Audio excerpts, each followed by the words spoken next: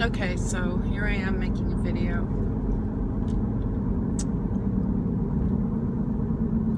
Something happened this week. Somebody asked me to go watch this movie called Focus with Will Smith. And it's a very good movie to explain how we are programmed and how it's systematic. And it ends up building a structure in your subconscious that you then believe is somehow coming up in your intuition as a sense of knowing. But it's really systematically and structurally a program. So I would go watch the movie Focus with Will Smith because it really shows how this works. So if you're a child and you're in a school and you have to take a test and you don't do well on the test, what is it? It's because you don't know the words. You haven't systematically, because that's how we learn, sat down and walked through the structure, building in the placeholders of information as words, because humans use language to the extent that you can go and take the test and regurgitate the structures that you've learned, which are composed of words. So let's just say that if this is true, what would happen to a child that consistently does this and goes to school and takes the test and does well on the test? I mean, even if you're not happy with what's happening in the schools, there are essentially some basic scaffolds that you learn in our system that are not all bad. So a child that goes and says, okay, let me look at this exam as myself showing to myself how well I know what has been presented to me as information. So you take the test and you feel good about yourself. You feel good about when you do well, and you feel good about your capacity to look at structures and build scaffolds of them. And when you really know that, your processing of information improves. Then you have the space and time to look at yourself, to look at the world around you, and to realize, the interactive relationships that you have with people.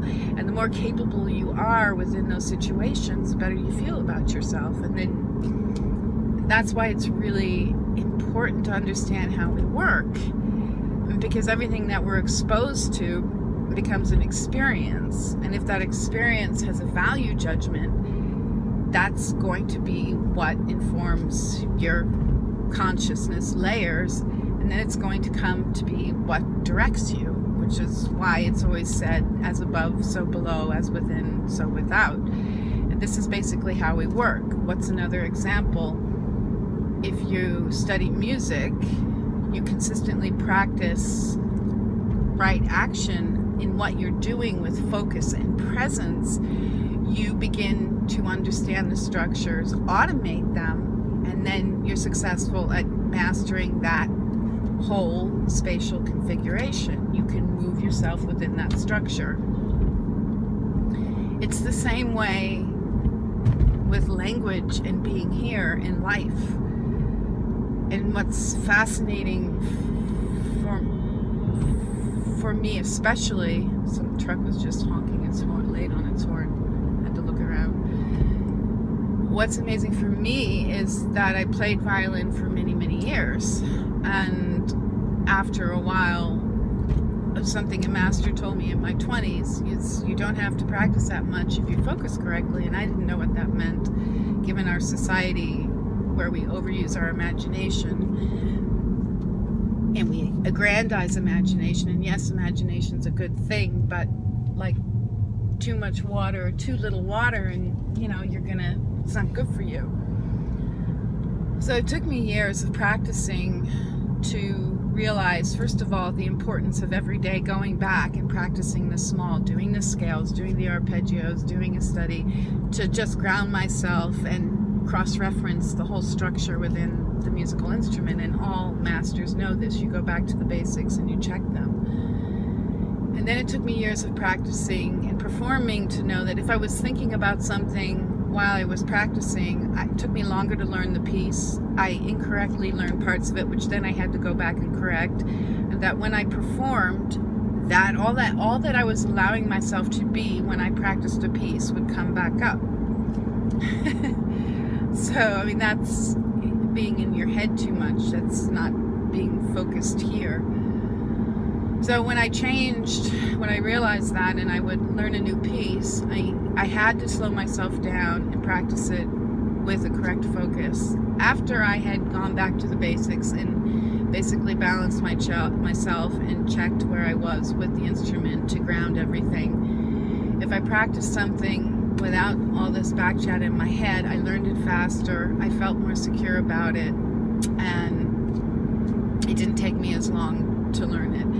Now this is interesting too, because in one funny study, it's kind of relative, they were talking about how memory learning takes 400 tries and how physical learning, which is natural learning, takes anywhere from 10 to 20. So you still have to practice things that are new that you're learning, and they start out slow, and then they start, as you accumulate an ability to have presence in them, not so much only being in your head, you process everything faster and you start moving, and that's when musicians start being able to play more complex things.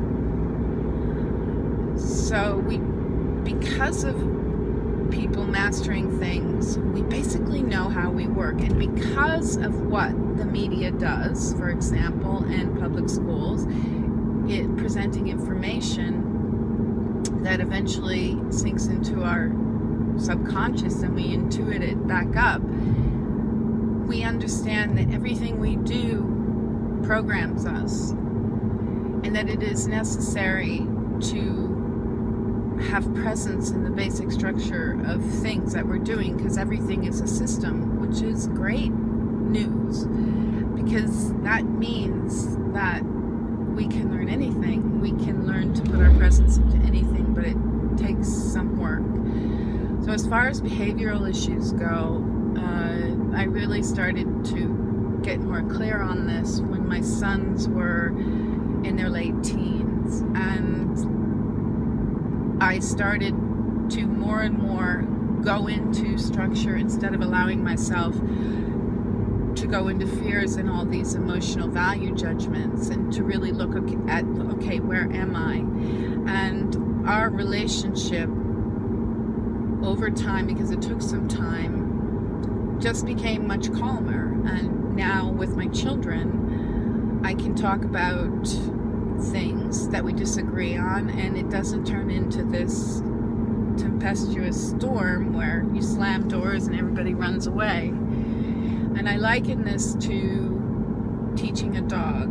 I've had dogs that have had some training, and I've had some dogs that have had very little training. And what I notice is that with the dogs that have had very little training, I have to do something 18, 19, 50 times before they start to even move with some kind of recognition, because they're at a level, almost a negative level, of not having had any such direction. And I've had dogs that have had some direction, and it may take 15 times for them to start getting that I'm trying to teach them something. In either case, no matter where you're at,